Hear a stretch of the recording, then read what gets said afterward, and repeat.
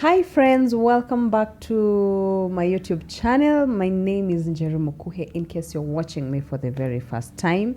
To every returning subscriber, returning viewer, thank you so much for the support. And if you've not subscribed, confirm that you've subscribed. Finya to your subscription button iko hapo chini. Subscribe, like, comment, share. If you feel like you want to share this content, okay, with a friend, with an enemy, if you have one, it's okay. So we're still on the mother special and I have a beautiful lady here. Tunafanana sana na yeye. And I think our parents need to tell us what is going on here. Clearly, They do. You see the forehead, see the hair, the smile. Hey, tunafanana sana. Karibu sana kwa hii show yangu. Thank you Jerry. Najua nimekuambush. Yes. It's all good. It's all good. Yeah. I know wale watu wenye wanakuanga behind the camera wapendangi kukuwa in front of the camera. Hapo ni ukweli kabisa. I'm so sorry. Forgive me. It's okay. Introduce yourself to maybe that person who's seeing this beautiful face for the very first time. All right. My name is Rose Njeri. Sikia hata jina Njeri. Zote zimefanana. Kidogo ningeitwa Rose. Tunafaa tuchunguze ya pili. Ya kwanza unaitwa nani? Kai, Jetagwa Mirima. Ui. Ni vizuri sio hiyo. Hiyo sio Rose, haijakaribiana kidogo tu. Anyway. Rosemary. Rosemary. Anyway, my name is Rose Njeri. I am a mother of one, mother to a 6-year-old girl. Wow. Yes, I'm also a photographer and an event planner. An event planner. Yes, I'm also married. Okay. Yeah, it's good. you say everything because you're married to a female. Najua hapo lazima we clarify because nowadays by the is important. Yes, it's very important. I am married to one Mr. Brian. Okay. Yes. Yeah, he's a man. Yes, he's a man. Isikuwe ni Brian alikuwa anaitwa Wajiko kamwa. Atachange jina. Because wewe unajua saizi vitu zinafanyika. Yes, by the ukweli, so it's important to identify, even identify as a she. Yeah. Married to a he. All right. Yes. Karibu sana to this show. Thank you, Jay. Do you love this space? Yes, I do. You've said you're a photographer. Yes. What's the name of your company? My name, the company name is stormycity Photography, and for events, stormycity Events and Deco. Stormycity. Yes, stormycity. Okay, so pale hivyo kwa mtandao tutakupata. Yes, kwa mtandao stormycity Photography and stormycity Events and Deco. Okay. Yes, all right. Yes. So I will put your social handles hapa hivi so that our viewers wanaenda kufollow, wa comment, wakuje wafanyie events, wa nini picha. Sasa sijui nita advertise nani because I'm also the photography. Zote. Yes. But I'm glad that you're here. Thank you so much for coming and agreeing to sit here. It is not easy. It's not. I know by the time tunafika minute ya 5 utakuwa umerelax sasa kabisa. Alright. So tunafanya Mother's Day was on Sunday. Yeah. So today is on Thursday. Yes. Sorry guys, we are recording this quite late, but najua we are still in the mood of celebrating our moms. Yes. Haitaisha. Ni Mother's Month. It's a Mother's Month. So, and because she's a mom of one beautiful girl, nikasema lazima tukae hapa tupige story na yeye. Tujue historia motherhood ilianzia wapi and how has it been for you so far from when baby was few hours until now she's 6 years old? I think the journey started when I realized I was expectant. That was in 2017, the beginning of 2017. And I had a pretty okay journey. Kidogo morning sickness, kidogo nausea, but very manageable. I think towards the end of the journey is when it got a bit tough because we realized the baby wasn't growing. Yeah. What do you mean wasn't growing? Alifika mahali akacha kugrow like the normal the normal growth venye anafaa kuwa. She stopped at some point. Her growth stopped. My placenta apparently was too big, and so ilikuwa I think inamkulia food or something like that. It's called intrauterine growth restriction. Yeah, okay. And it was, I think the toughest thing about it was not knowing kama mtoto atatoka akiwa sawa. Oh no. Yeah, but I thank God for amazing doctors who managed the situation and made sure the baby came out healthy. Yeah, in the end. She was tiny. She was 1.7 kilos when she was 1.7. Yeah. Full term. Yes, full term. Yeah, 38 weeks. Yes. 38 weeks. Yes, at 38 weeks. We managed at least to get to 38 weeks.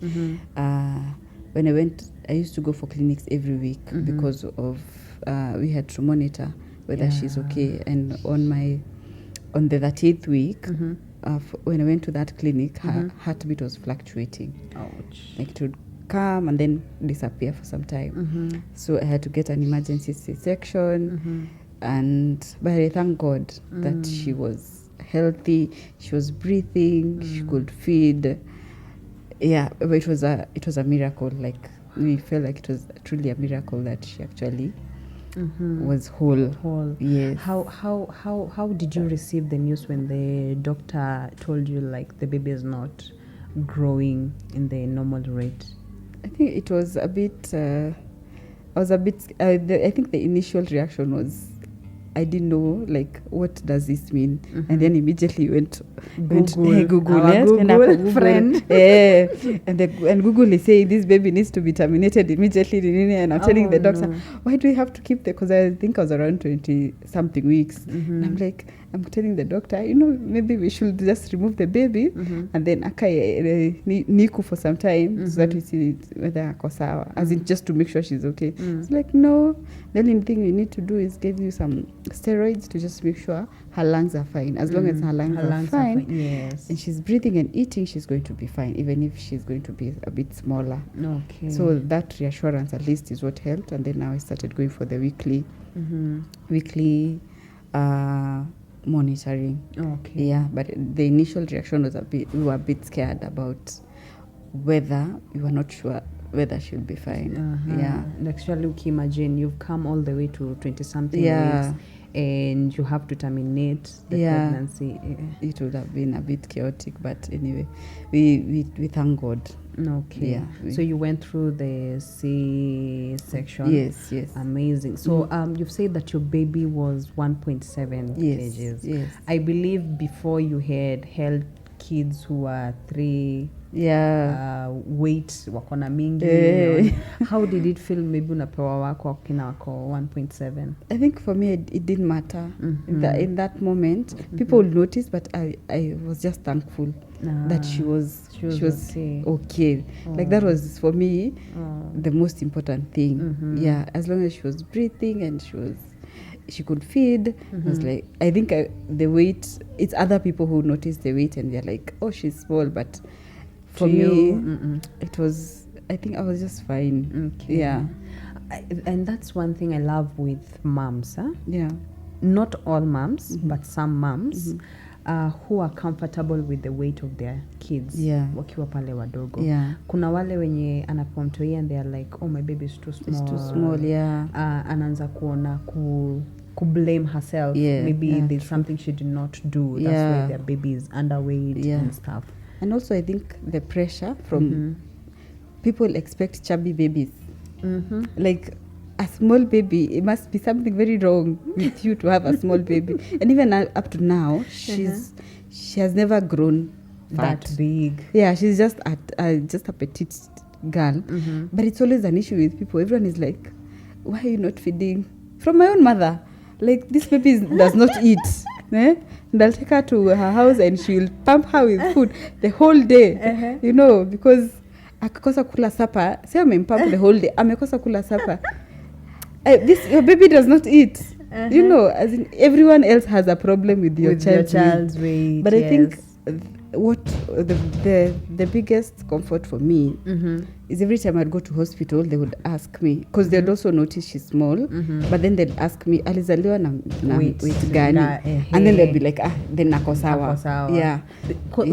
Mbona inasumbuanga mtu. I also have a friend who the mother-in-law alikaa akaona mtoto wako amekonda sana, humpatiangi chakula. Ni wewe ndio uko na makosa. So this friend did something good that I love. Alipatia mother-in-law mtoto. Unasema ni mimi ndo simpe food, so let me give you umpe chakula. Akikataa ama akikula, ujue sasa shida iko wapi. After 2 hours, mtoto amekataa kukula, atakula nini ingine? Exactly. So I think people should not weight ya mtoto should not be a concern unless the doctor says it's a concern. Yeah. I think that's the only person who's allowed to say this weight is a concern, and then now you can pick it up from there. But otherwise, as long as the child is feeding well, na anapita zile milestones, because every unaendanga zo clinics, and then they realize, then you see at least the baby is gaining weight every month or every clinic kuna growth. I think that's what should matter the most. Alafu weight mingi tunapeleka wapi? I know, like if a child is chubby, fine. If they are not, then just let them be. As long as ako tu sawa, ako healthy. Si ugonjwa. Si ugonjwa. You know, I remember nilikuwa na stress sana mtu yeye akiwa mdogo. Naona ni kama hashibi. Na every time tunaenda clinic, she's adding weight. But kumaanisha kwa sawa. Anakuja. Sasa later on ndo nilikuwa like, what's your problem, Jerry? I mean, the baby is okay. She's adding weight. That's true. So ukiambiwa kwa 6 kgs uko like kidogo, ulikuwa unataka afikishe 10 ama ngapi? I know. Hapo tu anaona ni kama, especially these small babies, they don't feed as much. Like ile, because how she breastfeed for a very short time, and someone is wondering, why are you breastfeeding her for such a short time? You know, she should stay on there for like 30 minutes. But you know, they can shiba. Una imagine 15 minutes ukiwa unakula tu hivi. I mean, that's a lot. Because pia daktari wanatuambiange 30 minutes on each breast, 30 minutes. But it doesn't apply, I think, to every child. And once you understand that and you accept it, you're like, it's fine. As long as mtoto hali ati akonja. Because what I know is, as long as a child, especially when they are that small, akiwa njaa atalia. Like, haijua kanja. So as long as you know your baby, I think the most important thing is know your child and to know their eating habits and to be okay with it. And then you silence the noise. Yes. Because I think that's what makes, besides other aspects, that is one of the things that makes mothers have postpartum depression. Yes. By the way, did you experience postpartum? No, not really. I didn't have postpartum depression. I think because I had a very amazing support system, like completely amazing. I wasn't overworked. My job was to just focus on the baby. And she was quite a peaceful baby. So the only time I think I felt a bit of stress was, you know, there's a period where people come and see you a lot. Yes. And then all of a sudden, no one is coming. Hubby is back to work. So it's just you and the nanny and the baby. And then now I was so used to, I've never had a period of time where I was like just in the house doing, relaxing or something. So I'm used to being around people all the time. So I think that was the only one time that I felt a bit of stress. So what I did is just asked my hubby to take me out. So we went out. We started going out with the baby, just at least to be around people and just different environments. And I think that really helped a lot. I think that's one thing we need to tell mothers. Yes. That anytime you feel overwhelmed by just being in the house, it's boring. It's boring. But it's boring. Because you know the baby is just eating, sleeping. Like and you have no other thing to do. So pia wewe kazi kazi yako ni uamke ukule, take care of the baby, Exactly. you sleep. Yes. So it's really really boring. Yeah. So if you can take some time to walk, walk, kasi yes. mahali kwa hoteli or wherever, just walk. Yeah, just get out of the house, Yes. breathe some fresh air. Then you go back to the house, at least you're a bit more relaxed. And if you can have someone take care of the baby as you do that walk, I you mean, can. those are some of the things that really count Yeah, at they that do moment. a lot. Because you want something yenye itakutoa from the norm, kupeleke kwa kitu ingine. At least your brain pia in a shift mindset. It's not just the baby all the time, because it can also be a bit overwhelming, but at least when you're able to just breathe, take your breather, it's extremely important. Amazing. What are some of the challenges that you faced during this season? Sleep. I think for me that was the biggest challenge, because eventually she started sleep. You know, that time, that the first few days, of course, I think I didn't expect to not sleep like at night. And that is one thing we are never prepared for. And I think nobody can prepare you for that, because like the first few days, she'd wake up every 30 minutes. Like non-stop during the night, every 30 minutes. And she had pooped, so you had to change and feed, which was not a problem. But I think the fact that I had to wake up, eventually akaingia routine, and at least she used to sleep for 2 hours. So up until 1 year, she'd wake up every 2 hours at night. You know, that time now you've already resumed work. Yeah. But you know, every 2 hours, this child will be up. And so I think for me, that was a bit challenging, even though you're told to sleep when the baby sleeps. But that doesn't apply. It doesn't always apply. And it feels like, and then we love sleep. So tunafanana. Akisunaona kwa nini nasema wazazi wanafaa watuambie. Pia mimi usingizi na mimi kwanza si understand. Kwa nini mtoto halali na kila nikiamka? I know. And then I had this nanny, alikuwa anakuambia lazima ukae ukikula.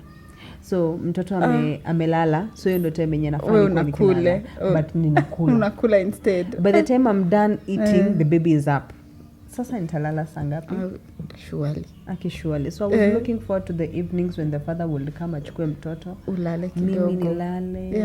Akiamka ndo napatiwa na breastfeed, anaendelea na kukaa na yeye, and then na nini. And I think that's actually one good aspect of having a supportive partner. Yes. Because then people will come and go during the day or something.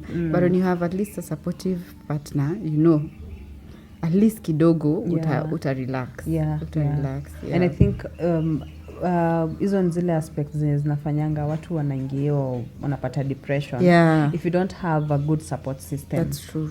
So our partners, if you're watching this, please tusaidie kushika watoto. Tusaidieni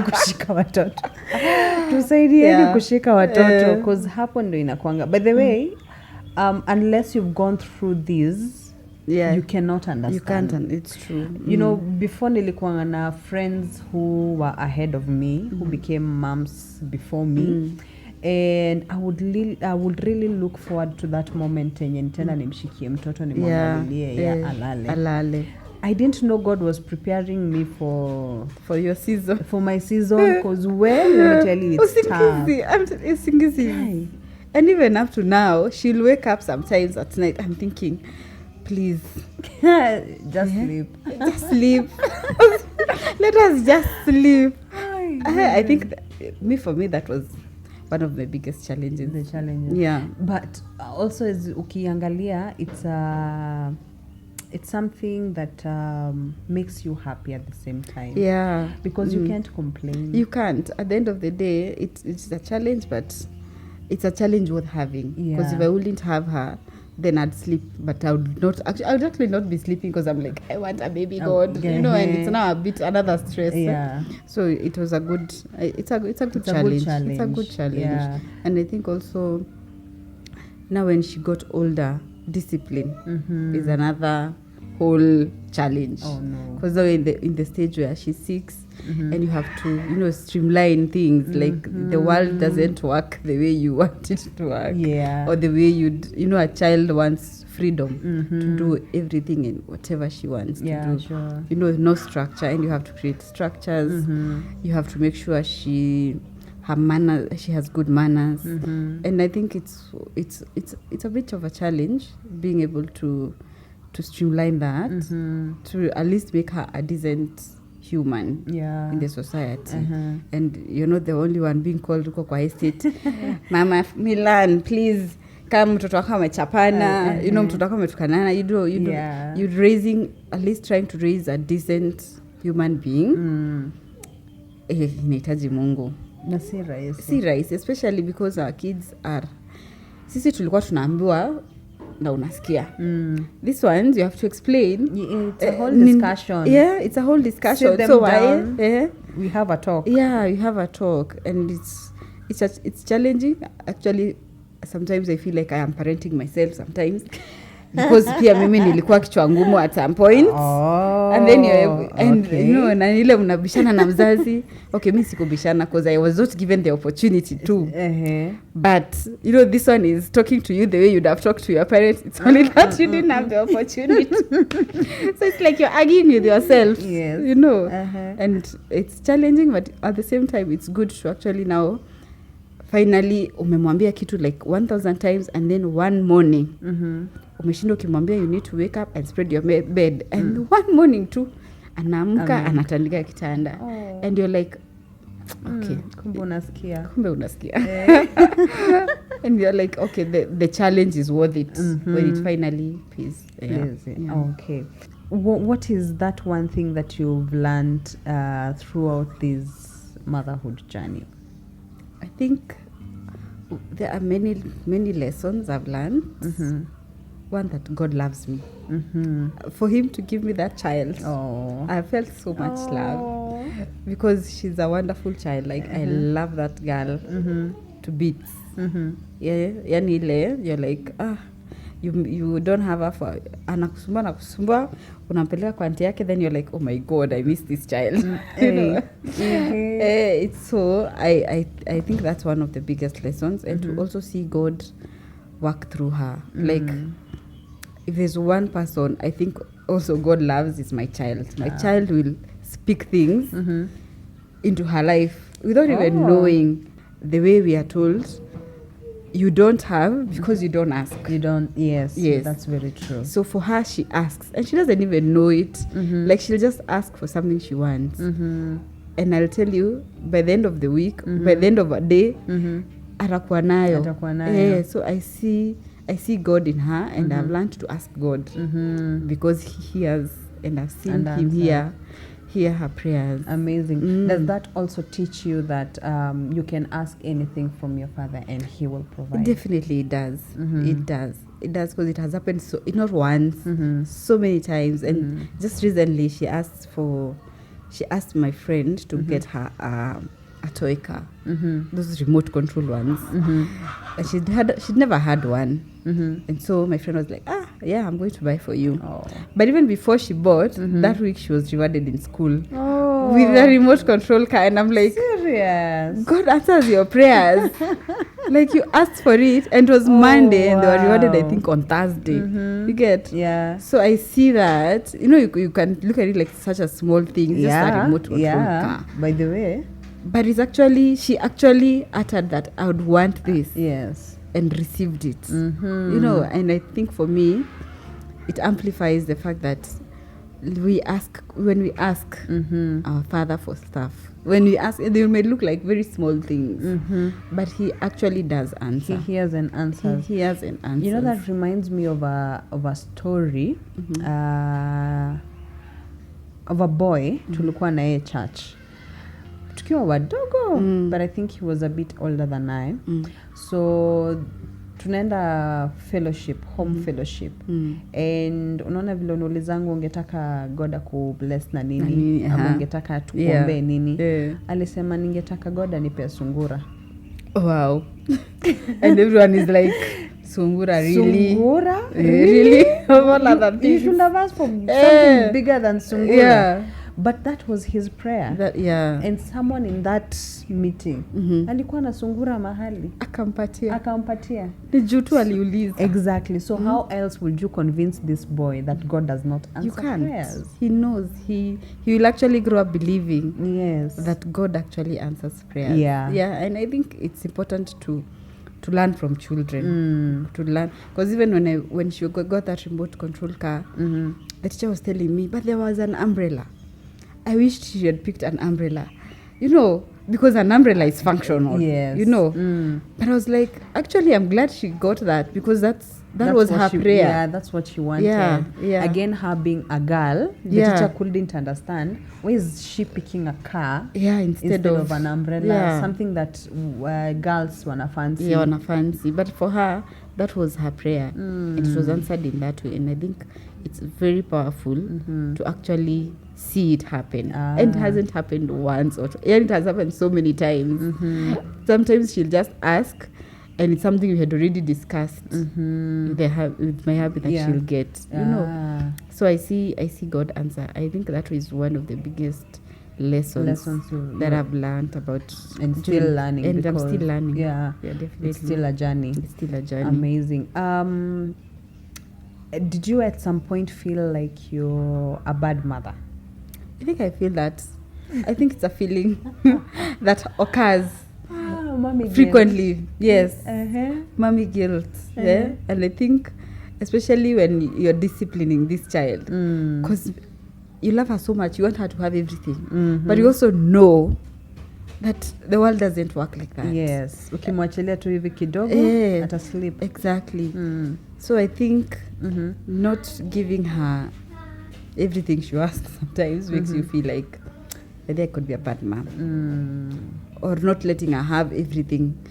She wants to eat sweets, but they're not good for her. So you feel some kind of guilt, but you're like, at the end of the day, you have to see the bigger picture, because you're the mother. You're the mom, so you have to see. Every time you have to look at the bigger picture. And then also sometimes I've actually had the privilege of having her around a lot. But there was a time I was a full-time, I had a full-time job, and that time you feel, am I spending enough time with this child? But at least after I left my full-time job, at least now I've been able to find a better balance. Amazing. Actually, my next question would have been, how do you balance motherhood and work? Being a photographer and an event planner, my job is a bit flexible. It's extremely flexible. So, and I think that is one thing I was running away from from employment, because I don't like asking for permission to spend time with my daughter. Again, are you my sister? We have so much in common. I see. I leave my child is sick and I have to ask for permission to take my child to the hospital. It doesn't make sense. And I think for getting now into self-employment and having the freedom to choose, I can decide tomorrow I'm not going to work, my child is on holiday, I'm going to spend this time with her. I think that is, for me, has helped me balance. I also see God plan for me my days. There'll be days I don't have work and I'm wondering, why don't I have work? Then she gets sick. And I have to rush her to hospital. You get? Or she has a school event that I didn't know about, but that day I didn't have work, and I'm here complaining, I don't have work. But then that day there's a school event and you have to attend. And so, and I don't have to ask for permission. Thank you. Thank you. I just show up, And I think for me, that is what has helped me balance. Just the flexibility of my job. Amazing. And I also understand that there are not so many people who actually have that opportunity to be able to balance. But I think as long as you're doing what is best for your child, whatever that looks like, whether you're a working mom, whether you're self-employed, or you're a stay-at-home mom, whatever that looks like, I think it's important to just find the peace and to find your own balance, because balance looks different for everyone. Yeah, sure. Yeah. And I also appreciate every moment yes, that you have. that we have. If you're a stay-at-home mom, let me tell you, if you get to talk to working moms, they will tell you how much they envy you. Yeah. Now wewe on the other side uko like my life is not moving, una envy their life. Lakini wao wana feel I need more time with my kids. Imagine uko job na mtu yeye alianza kutembea na haujui. It's true. You're missing so many moments. Yeah. So I think in whatever space mtu wako, you should appreciate being in that space. Yeah, very true. Yes, and also knowing that you're doing the best for your child, whatever that looks like. Yeah. All so right. That's amazing. Could transition from childbirth, sijui kama ulikuwa na baby weight, how did you take care of yourself during that period? Yes, because I know you ni kitu ingine kai natupeanga stress. Mimi nime struggle nayo. But struggling in the sense that it was there. And I don't think I worked on it as nile tu najiambia you should go to the gym, you should work out, but I'm not really going. So it's you're struggling, but you're okay. I think for me, for the most bit, I was okay with it because I was like, I understand why my body is like this at this time. And I really didn't work so hard to shed it off. I think after the 2 years ya breastfeed is when now I started working on it because now you can eat, you can at least now control your portions. I think it's a daily struggle. Even now, it's not.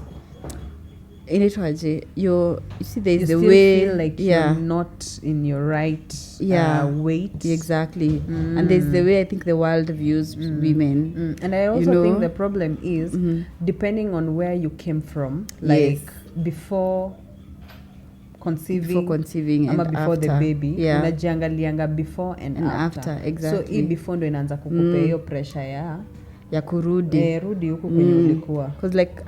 Because I actually added 20 kgs. 20? Yes. 20. Yeah, but over time, especially during that breastfeeding period, I think I shed at least a good bit of it. You did? Yeah. Mine was vice versa. I added from 85 is it 85 or 84 kgs to 91. Wow. I was very big. I was looking like a hippopotamus. But a good hippopotamus that had delivered. You see, I think the challenge in Akwanga, how do you look at yourself? Yes. Because why is it that before I had a baby, there's always this pressure, utapata mtoto lini, utapata. Then umepata, and then now you are big. When you were pregnant, ukok around vizuri, and everyone is like so happy about. Yes, unaka uko healthy. But the minute udatoa mtoto hivi, they expect to rudishwa. 1 GB, no. Like your body now is no longer a good body because you have some extra weight. But people forget you actually carried a child for 9 months. This weight is whether it was a lot or kidogo that was added, is there because somebody grew in your body. Yeah, sure. And I think as a society we need to cherish women's bodies before and after. Yeah, sure. Especially after the pregnancy. Because unasikia ni kama you're not it. You're not yourself. You're not yourself, Because I know I at some point I felt like this is too much weight. But one thing that helped me was accepting myself. Yeah. And vile umesema ni nini umeleta? Na hiyo weight imetoka wapi? Kwa nini? Yeah. At that moment nilijiambia let's go baby. Ikuwa hata kama nitaongeza nifike 100. Yeah. Okay, kuna ile tu kitu nakwambia you need kupunguza kidogo. Because kuna vile mtu ana feel uko heavy. I also added I think around 20 plus kgs. That's a lot. Yeah. Na sikuwa used to that kind of weight. Yeah. And then unataka urudi kwa zile nguo zenye ulikuwa unavaa na hawezi kabla urudi hapo and then sasa cause akili nakwambia you're this big ama sijui ni mimi I will go buy big clothes hata mimi by the way I'd buy big clothes at least zina feature na bado mind yako inakwambia you're this big. Yeah, bas. Also peer pressure. Mimi nasikia kama kuna peer pressure. There's a lot of pressure to lose that weight. There's a lot of outside pressure. Yeah, people don't. Unapata mtu anakwambia hey na umeadd weight. Like good news anakupea breaking news. Like I know. There's someone alipatana na mimi kwa like na by the way you need to shed off some weight. And I'm like yo sis this is not good news. It's not. I can feel it. As in, jiseme tu na uko ndani, add weight and leave it at that. Alafu at that moment, haujui mtu kama ana struggle uko ndani. So the moment umeanza kumwambia hivyo, unafanya low self esteem yake inaenda chini. Exactly. Hapo ndipo sasa depression inaanza kuingia. Yeah. So I think it's important to even love yourself in that season. In that season to just accept your body as it is and to give it credit for what it's done. It is a lot of work. It is work. It is a lot of work. And then you if somebody asked you, would you rather have the weight and no baby or both? As in you can't. It's not a comparison. I'd rather have the weight and a baby than no baby, no weight. Baby, no weight. Yeah. Because I think pia hizo ni vitu zenye watu wanga wa expect. Maybe uliona socialite fulani hapo hivyo alipata mtoini akarudi back to their normal weight. But pia ujui kenye amefanya ndio lose your weight that fast. So in case wewe una add how lose accept your journey. Accept and then work towards a healthy lifestyle. Because weight loss and weight gain it's not a bad thing, but I think the most important thing is develop a healthy lifestyle. Sure. Which is hard though, but I think that should be the end goal. Not weight loss. Because once you have a healthy lifestyle, then that means your body, no matter what weight it is, your body is healthy. Sure. On the inside, you know. So I think that is one. Na tuache tu pressure mingi. Okay, pressure. Tuache nazo. Kujeni tu mtu compliment, mtu ambie vile tunakaa vizuri. Na sisi kama wamama tujikubali your process because iko na outcome yake ni mzuri. Every time you look at your daughter unafurahia. Do you even remember umenona? Ai, sangapi. Atukiona mtu unajua unanikumbusha vile nimenona. Really? No. It doesn't happen. It doesn't happen. So you just mtu anajikubali tu. That's nice. So what makes motherhood special for you? What makes it so special? Getting to raise a whole human being like mtoto. I think the minute she was born is when I understood what it was to be a mother.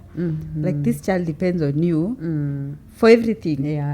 They expect you have to feed them, you have to clothe them. You are their doctor. You are their doctor. You're the teacher. You know. You have so many roles to play in this child's life. You are the counselor when things are not working out. You know. You have to be the preacher at a point because you have to teach them the word of God. Sure. And I love that. So I think everything about motherhood is beautiful. It's such a beautiful journey. And I look at my daughter and I'm like, God, thank you. This is such a beautiful journey. Amazing. I think it's also taught me a lot about myself, like my toxic traits, because you can portray them, you can reflect them on our child, you know, especially tukishout sana and then unapata mtoto wako ameshautia mtoto mwingine and you're like, oh my God, that was so me. Hiyo ametoa kwangu. unajiona you know, and you are like usishotie mtoto, or then you are wondering okay, so simi pia ninamshotianga. So the moment unaenda kushout kwa yeah, unakumbuka. So you I think you also get to learn so much, because also yourself. Kids learn through observation na imitation. Now halan, unajua sisi tulikuwa tunaambiwa usifanye na mama yako atafanya tu the same thing na una shida. They'll ask you, so you told me not to do it, why are you doing it? Yeah. Why are you shouting at me? You know, and you're like okay, mimi tu ndio nilikuwa tu nina struggle hapa kukupata, but anyway, I think you learn, it's a learning curve. You know who you are. You will also know the kind of person you'd want this child to be, because if you're not kind, this child will not be kind. Yes. So you have to portray all those. Lazima kama wewe si mneat, kama huko unatandika kitanda asubuhi, sasa lazima utandike ndio mtoto ajue. So ina way pia inaanza kukuperfect kwa to some areas. In some areas you have to una learn to by force, because pia lazima ufundishe mtoto, and because you're learning through observation, you have to do it. And then now in turn it makes you actually a better person. Sure. Yeah. Amazing. I think what makes motherhood special for me, hivyo tu vile umesema, the fact that you're raising a small version of you. It's either you or the father. Or a bit of both. Yeah, true. It's such an amazing thing. Na kuona mtoi akiwa na grow from one stage to another. Kwanza hiyo ati ametoka, hakuwa anatembea, sasa anatembea. Hakuwa anajivalisha nguo, sasa anavaa. And you know those two little things, kuna mtu mwenye anasikianga mtu wa mama wakipatana mahali wanaongelea mtoi wako anaongea by the way sasa anaongea anasema sijui nini, mwingine anawezaona like kuongea it's a kawaida thing. It's a kawaida, but it's not. Yeah. It's not. Every milestone in a child counts. Yeah, it does. It's a joy for every mom kuona mtoto wake amepata the right milestone. That's true. Na amegrow ametoka from one level to another. Yeah. I think people should stop comparing also, because every child has different milestones. Unajua tunakanga tuseme girls, all the girls by 1 year wametembea, wameongea, but it's not the same for everyone. It's not. Yeah, so I think it's important to also respect people's children and their milestones. Yeah, sure. Is there something you would love to tell a mom who's out there, maybe anashindwa how to navigate through this motherhood? I think the biggest thing is to rely on God first, because if you are in tune with God, He's going to show you what to do. He's going to bring the right people your way to help you. And then I'd also tell moms to seek help. Saa zingine tunatakanga kufanya kila kitu. You want to do everything in the house. Superwoman mentality. You know, superwoman mentality. And there's no glory in suffering. So seek help. Seek help. Trophies. Hakuna trophy utapatiwa ati you suffered the most. You did, you know, you want to do literally everything in the house. Unataka upike, uoshe mtoto, you know. Do what you can handle, and then the rest ask for help. And I think it's something that is very challenging for especially these new moms. Like when you're a new mom, you know, you want to do everything. Hey. Patia baba mtoto change diaper saa zingine. You know, you can even express your milk. And by the way, wababa kuchange diaper, that does not make them lesser husband. It doesn't. It doesn't. Wajue hivyo. It doesn't. Kuna mtu mwenye ana feeling, I don't know ni wapi tulikuwa, and then the wife tells the husband, so nishikie huyu mpatiange, and the mother-in-law was like, bas unamwambia nini ashike mtoto? Kwani mtoto anafaa kuwa akishikwa na nani? I mean, sini mtoto wake. Ni mtoto wake bado. So tuko kwa hii jani sisi wote wawili. Exactly, yeah. Make it intentional, by the way, women. Make it very intentional. And I think it's so important to have a good support system. Yes. Like whatever that looks like, a support system as a mother. Hata kama I don't know, just find someone anaweza kusaidia cause si rahisi. You can't, you literally can't do everything by yourself. It's true. You can't. At whatever stage, hata mtoto akiwa mkubwa, at whatever stage you'll burn out. Yeah. Especially if you're working and then you have to still have to take care of your child. You also have to you have to take time to be a wife. It's a challenge. So I think any young mom, please just seek help. Seek help. Ikusaidia pia usikae kila saa umekasirika na ujue umekasirika. It's because you're fatigued. It's that simple. Because you unajua kama kulala ulali like the normal hours. Yeah. Then during the day you're overworking yourself. At some point your body will just shut down. Yeah. So it's important to just seek help whenever you feel you need help. Sure. Yeah. Amazing. Saa zingine ukisikia watu wakisema mtoto ni wa community, it may not make sense until you're there. Yes. Mtoto ni wa community. Na community sisemi kijiji, like ni wa watu wengi. So you'll call in so many people who will help you through this journey. Yes. Yeah. So you build need your village. Build your village. No, nani wanakusurround. Yes. Wow, amazing. That was an amazing talk. Yes, thank you so much for coming. I hope I said that this video has been sponsored by Wendo Photography. They're located in Zimmerman area ya Bez. Ukiwa hapo Power Star, opposite there's a Catholic church. Ingia na hiyo gate, and then opposite St. Mary's Ruaraka School, there's a gate ya green iko tu hapo. That's where our studios are. Contacts ziko hapa hivi, call them. Is it call them or call us? Yenye iko hapa. Niko hapa. Am I part of this? Niache kujitoa. Okay, call us. We'll give you the very best rates na services. We are very affordable. If you're a content creator and you're looking for that space, this is the space. Wendo Photography or Wendo Studios is where you need to be. So tutafute na utafurahia sana with whatever we have. Remember, you can also follow her. Kizungu. Follow her. Follow her on her social media handles at stormycity Photography and stormycity Photography. stormycity Events and Deco. Yeah. All right. Uzuri nitakuwa nimezieka hapa hivi, and also kwa description box nitakuwa nimezipin hapo. So if you need any of her services, feel free to reach out. Na utafurahia na kazi yenye anafanya. Thank you. I'm a witness. Nimeona nafanya kazi safi. Asante sana. So thank you so much, Rose, for coming. Thank you too for having me, Njeri. You're welcome. It was a pleasure. Yes. So next time nikikuita tuongelelee nini, si utakuja? Tutakuja. Ndio sana. So, thank you so much also to our viewers for tuning in. Thank you for the support. God bless sana. You have an amazing week, and happy Mother's Day to all moms out here. This whole month we are still celebrating our moms, and then next month we celebrate our fathers. And I hope you gifted your mother.